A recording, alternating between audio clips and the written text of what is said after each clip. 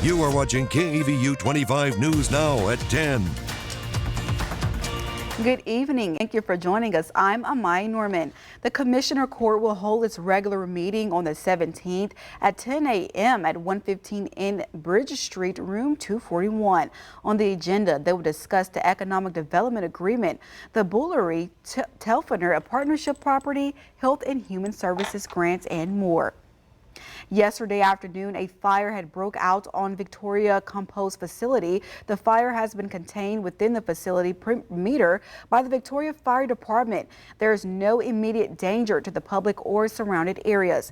It was just announced today the compost facility will remain closed on Monday, the 17th, and reopen on the 18th. The hearing for a 17-year-old Victoria teen accused of making a terroristic threat has been scheduled to be in court on the 17th at 9 a.m. Gray was arrested on September 12, 2024 by Victoria County Sheriff deputies after allegedly making a threat of a school shooting. Authorities says he implied he had a weapon in his backpack, though none was found. Brennan Gray appeared in Victoria County courtroom in December 9th of 2024 for his initial court appearance. During the proceeding, the court postponed his case until after the new year. Gray is charged with making a terroristic threat, causing fear of imminent serious bodily injury. Now let's go to Jacob with the first look at our forecast. Jacob, how will our week be looking? Well, we're cooling down here a little bit, and that humidity is actually rising up because of those south-southeasterly winds coming out at 5 miles per hour. We were at about 15% humidity today. Now we're at 65%. We're going to stick around for some dry weather, let's just say this week, but I'll have that full forecast for you coming up here in a little bit because fire danger is going to be a bit of a concern again here this week. Amaya? Thank you, Jacob. Crews were dispatched to a fire burning at the Cham Star Recycling Facility in Dallas, Texas on Sunday. Dallas Fire Rescue responded to a fire at 3:45 p.m., finding heavy flames and smoke. Firefighters used hand lines and ladders to control the blaze. Hot spots remain. An executive is being used to clear debris. The fire involved pallets of paper materials with no injuries reported. Hazmat crews confirmed no hazardous materials were present. The cause is still undetermined. A 3-day severe weather outbreak has left behind a path of destruction across parts of central and southern U.S. The dangerous storm have claimed at least 36 lives. Whoa. More than 60 tornadoes have been reported across 8 states since Friday. In Tylertown, Mississippi, the tops of these trees snapped off, homes destroyed. Further north, the town of Taylorsville hit by this twister. Can you stand? You want to go back down? And in Elliott, first responders rescuing survivors trapped under this debris after this home collapsed. In Arkansas, a high-end EF3 tornado with winds of 165 miles per hour tore a path of destruction through Cave City. This is my hometown, and just to see it the way it is just heartbreaking. It almost makes you want to cry. A confirmed EF3 tornado in Bakersfield, Missouri as well. Homes and businesses in the area severely damaged. And a similar scene in Wayne County. This man helped rescue his aunt from her home. She was trapped in that bedroom, only room standing left of this house. She was trapped in it. We got her out the window. In Talladega County, Alabama, an EF2 tornado with winds up to 120 miles per hour, tossing this empty school bus into the old Winterboro gym. The roof and many of the walls gone. Anita Owens' mother is one of at least 3 people who died in Alabama. Her daughter discovering the house was destroyed. She called me back and all she could say was, "Mama, her house is gone. It's leveled."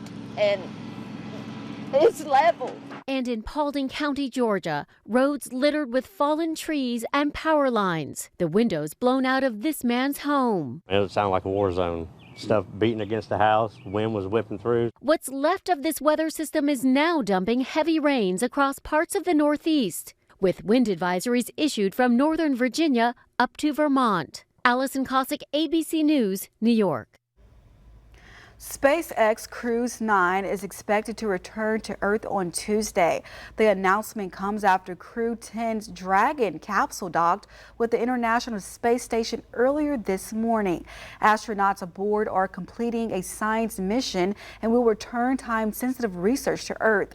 NASA and SpaceX are targeting Cruise 9 return for Tuesday, March 18th due to a favorable condition. Live coverage begins Monday at 10:45 p.m. Tonight, we bring you a truly inspiring story of resilience and endurance. Chris Gonzalez is celebrating his 41st birthday, a day his family calls a miracle. Was either going to die in the helicopter or die here at Citizens. Surrounded by his family and loved ones, Chris marks another year of life, a life that they believe is a miracle. You know, the biggest thing is that I wasn't supposed to live past a few months. I was supposed to be mentally challenged, difficulties in athleticism, in speech and everything like that. And here I am 41 years later. He was born with gastroschisis, a rare birth defect where a baby is born with intestines outside the body. It is a condition without a cure. While some babies undergo surgery to repair it, many do not survive past infancy. I consider it, believe it or not, almost a blessing. This is the life that God gave me, and I can either use it to get down on myself or I can use it to figure, hey, let me make the best of this. And there's no reason to complain. I'm blessed for what God has given me in life. He expressed how he was mentally challenged and was ashamed of his condition, but he realized this should not stop him from living his life. Whenever I noticed that I was different, whenever I realized that I don't have the same abilities as others. Because it is so rare, he believes it does not receive the attention it deserves. He stresses the importance of increasing awareness and research efforts so that a cure may one day be found. Considering how rare it was, even now I realize that there's not a lot of people with this disease.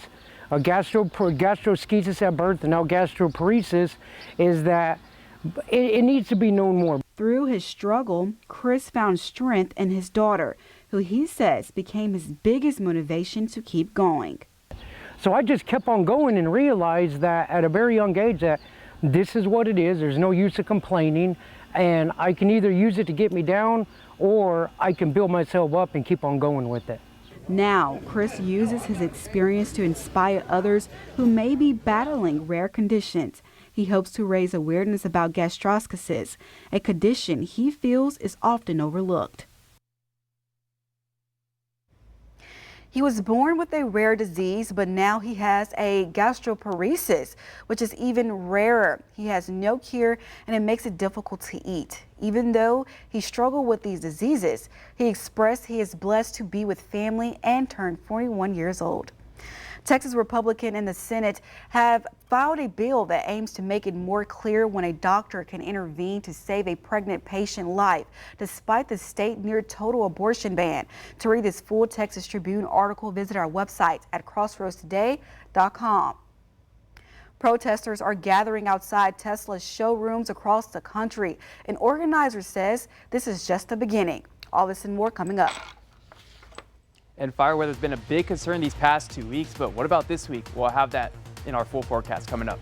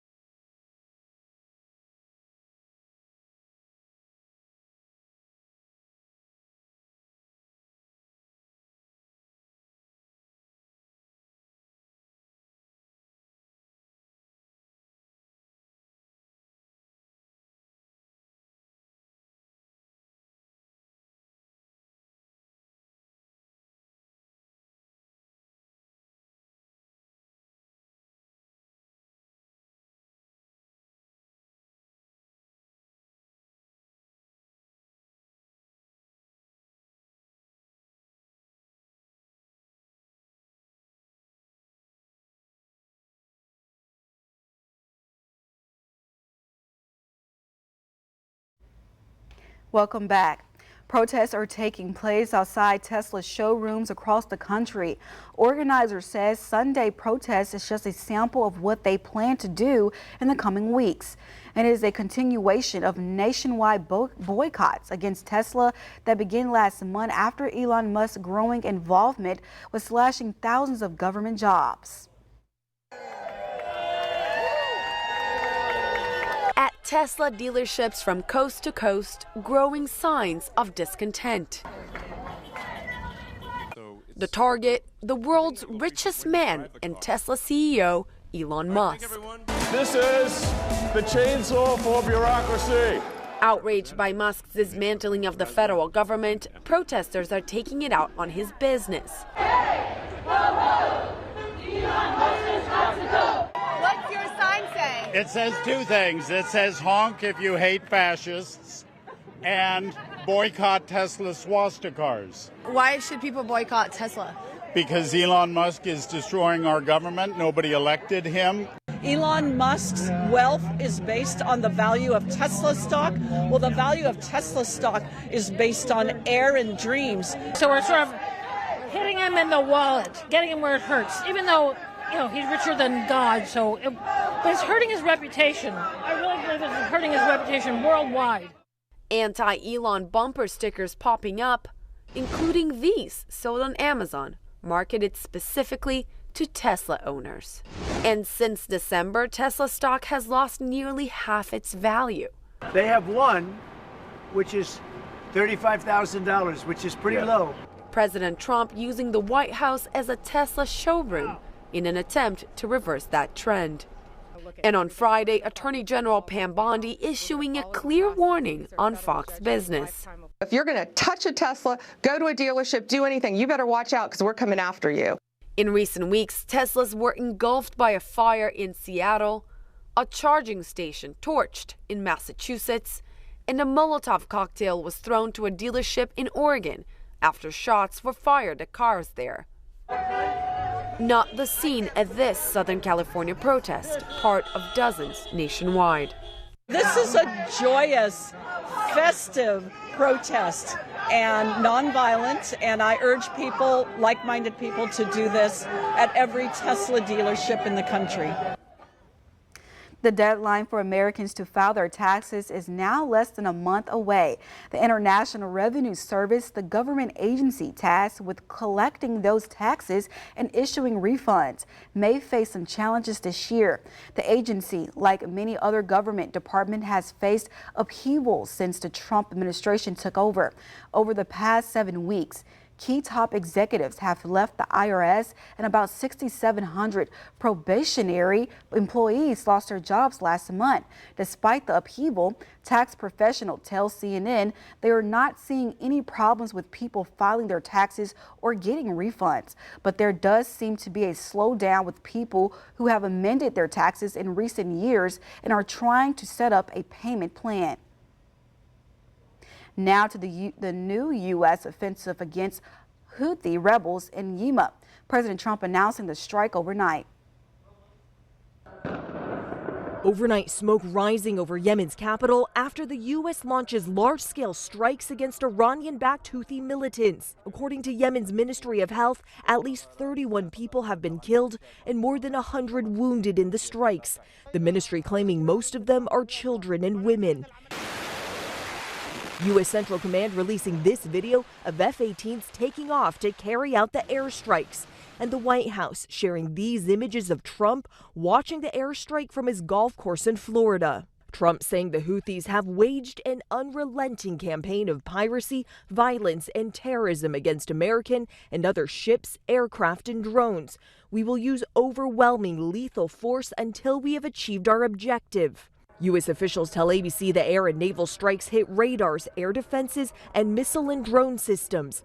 The attacks could last for several days and intensify in scope and scale.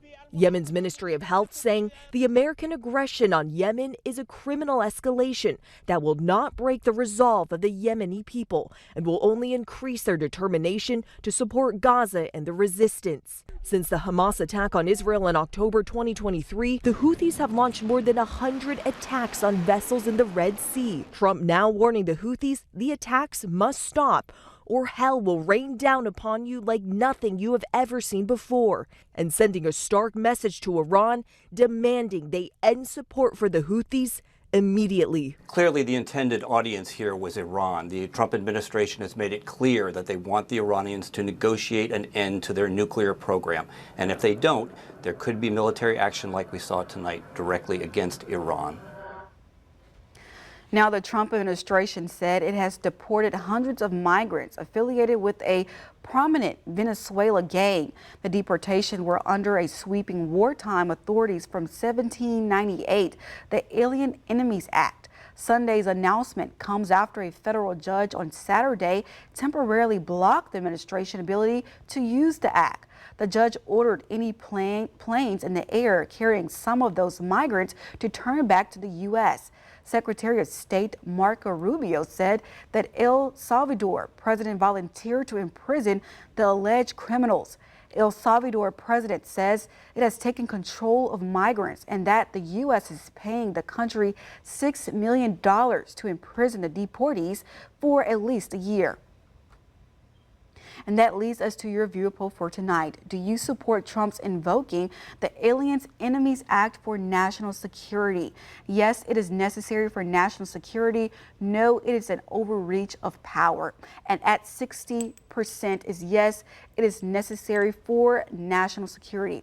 Thank you for voting in our viewer poll. And if you still want to participate, you can. Just come to our website at crossroadstoday.com/vote. Sea Bear Company is recalling its smoked salmon and Ollie House clam chowders due to potential contamination sold in Alaska, California, Colorado, Oregon, Washington, and online.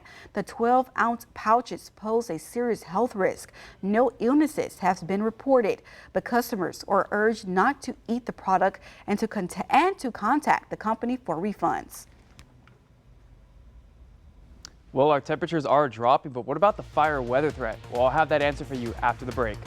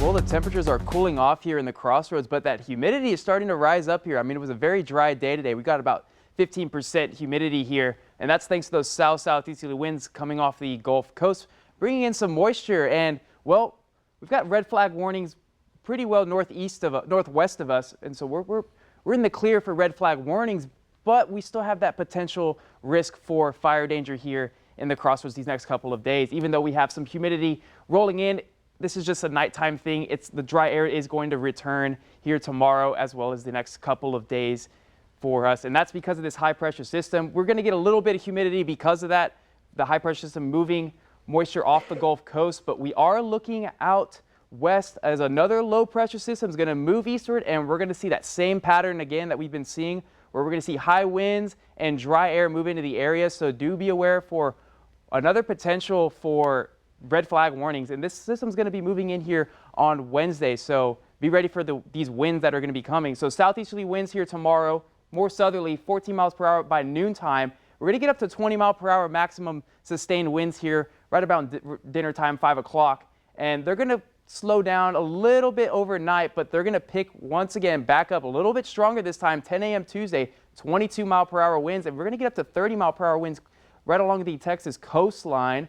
But those winds are going to shift as we go on later through Wednesday, as a frontal system is going to push through and bring in some strong dry air here Wednesday afternoon times. 14 mile per hour winds, 17 mile per hour winds. This is when we're going to see more fire danger exponentially here in the Crossroads region, because we're going to get up to about 20 mile per hour winds with 30 mile per hour gusts possible with that dry air. And to go along with that, well, severe weather, severe drought in the area, as well as a moderate drought. We kind of got out of that dry area this past Thursday, so it's going to be another bit of a threat here for fire danger. But those temperatures, well, we're going to be waking up in the 40s tomorrow, maybe the light jacket to go, but we're going to heat up a little bit into the 70s by about 2 p.m. and cap out at about 70, 80 degrees here around the Crossroads region. And we're going to drop back down into the 60s and 50s here on Tuesday morning with a little bit more humidity in the area, but 80 degrees is what we're going to see here on Tuesday. And by Wednesday, with that dry push of air, we're going to start to see a cool down here Thursday morning, but 81 degrees is what we're going to see Wednesday afternoon here in the Crossroads. But for your daily planner here tomorrow, clear skies, southerly winds at about 20 miles per hour, 79 degrees as our high here in Cuero, 49 degrees as our low when we wake up, so definitely we'll need a jacket. But those winds are going to be picking up with clear skies as well for the day. Same here in Victoria, 51 degrees, 82 degrees as our high. But those next 7 days, well, we have alert days set up just because of the wind, and the relative humidity is going to be a bit low. So be aware with the fire conditions. Please be careful if you're doing anything fire related or any barbecuing. Just please be careful. 46 degrees is what we're going to be waking up to here Thursday morning. But sunny skies is all we can talk about these next couple of days. So don't forget to scan the QR code for more any updates on this weather, news, and sports. And here's Ray. Thank you, Jacob. As the boys prepare to go to state, we'll hear from some of the athletes in the Crossroads, so don't go nowhere. We'll have more in that coming up in sports.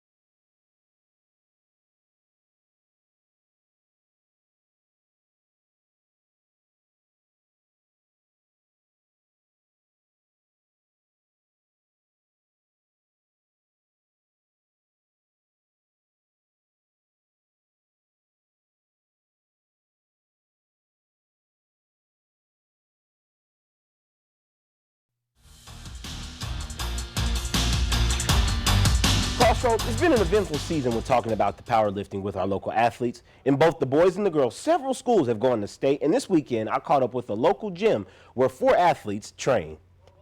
Let's go, JD. Pump them out. Pump them out, JD. Let's go. This upcoming week, the Crossroads is going to be represented well at the upcoming state powerlift meet. this representation runs deep as well. These are experienced senior athletes whose love run deep for the sport. Go to my first meet, which was at St. Joe, and instantly I just fell in love. I just felt the connection. Freshman year, the most I hit at St. Joe was 315 on squat, and now I'm out here squatting around 700 to almost 800. It's just, I'm blessed, man. It's exciting. It's my last year, so I'm kind of doing my best. It's my last year. I got to make it count. I want to win state. You go to state your first year, you get nervous, but once you're there, I mean, it's all about you. It's you in that bar, you know. And this is my second year going, so I'm kind of like, I'm not really scared, but I'm scared and I know what's coming. Now, these lifts that we cover have competitive spirit all throughout the programs.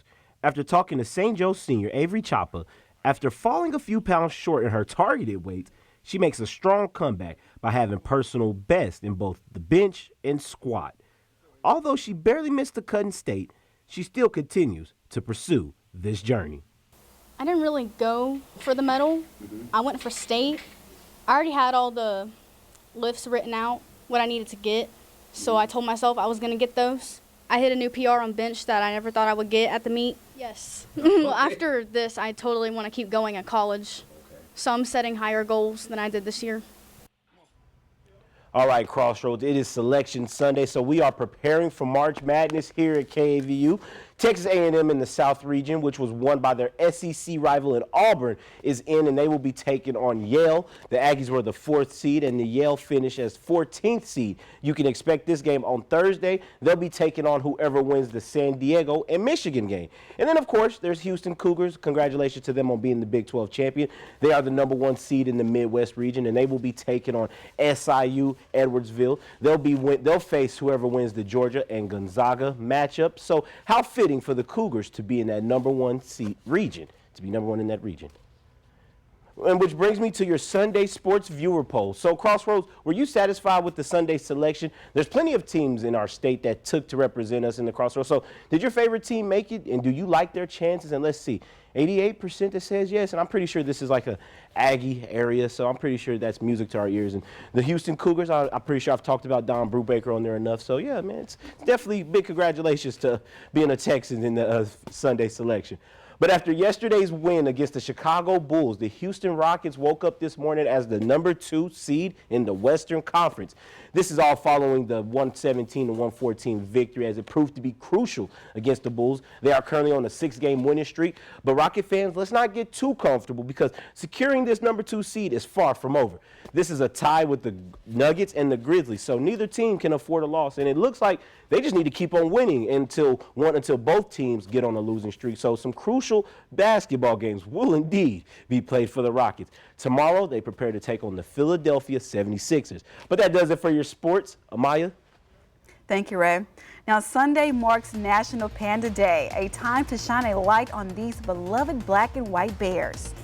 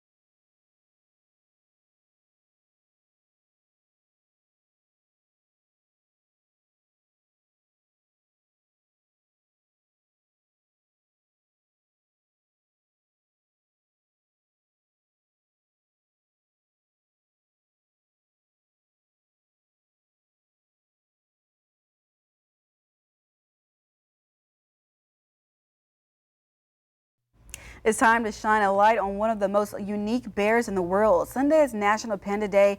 Giant pandas comes from China, belong to the bears family. Now, pandas is really one of my favorite unique animals. Like, they're like my spirit animals, honestly, because they're just so silly and goofy. And I like to say I'm silly and goofy. Yeah. Don't let the looks fool them, though. They can be a little vicious.